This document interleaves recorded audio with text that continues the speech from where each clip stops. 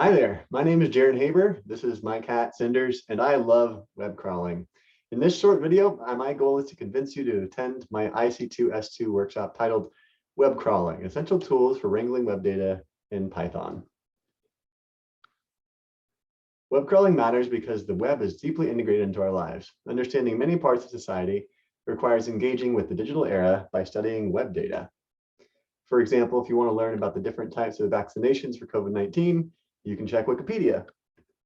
If you want to know whether to wear a rain jacket or shorts, you check the weather on a forecasting website. If you want to know what's happening in the world, read online through news sites like the New York Times. The point is, there's an enormous amount of information or data on the web. There are many tools for researching the digital era, like social media or digitized archives, and there are many social phenomena to study.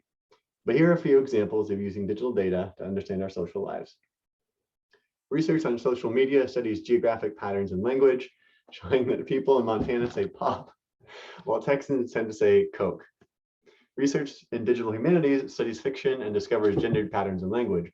Male authors use fewer words about women than do female authors.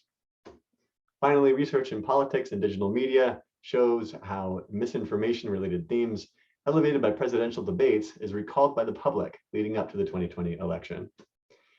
This workshop will give you the basic understanding and tools to conduct research in the digital era by web crawling and/or web scraping without reinventing the wheel or worse, the flat tire. To promote efficiency and avoid common pitfalls when dealing with web data, use this web scraping decision hierarchy. First off, try getting data elsewhere. If that fails, use a web API. And if there's no API, build a small-scale custom web scraper. How does this part work? Web scraping automates what browsers do, requesting HTML files and parsing the HTML response. However, because we sometimes don't know where the websites are or what we want to learn from them, we also talk about web crawling, or automated searching across the web to learn where things are. The learning part of web crawling usually involves web scraping too. This workshop does both.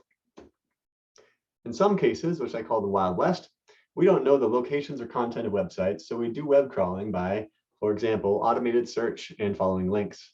This can be a lot of work and result in noisy but big and more representative data. An example of web scraping in the Wild West is my research on the heterogeneous body of our charter school websites.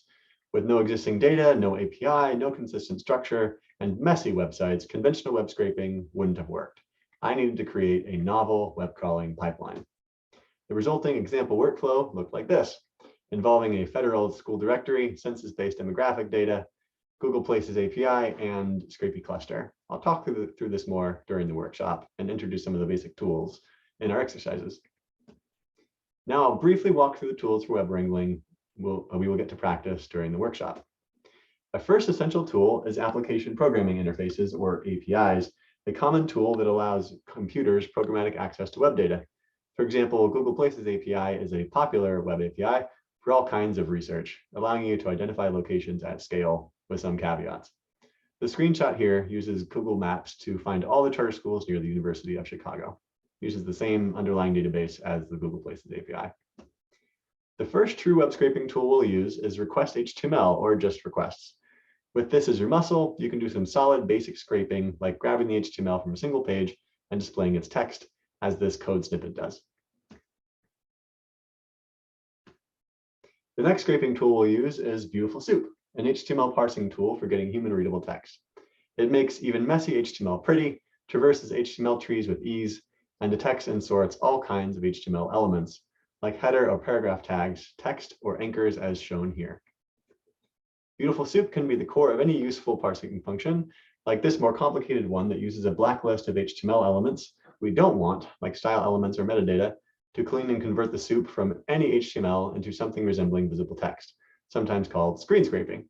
We'll practice with this method during the exercises. Finally, we will use Scrapy for broad crawling, starting with a simple, narrow spider and going as far as using link extraction for spider extensibility. Scrapy is flexible and fast and boasts a strong online community for support. This code snippet shows a toy implementation that scrapes a page's text from a website with famous quotes. There is a lot more to this, especially the hands-on practice. I look forward to working with you at IC2S2. See you there.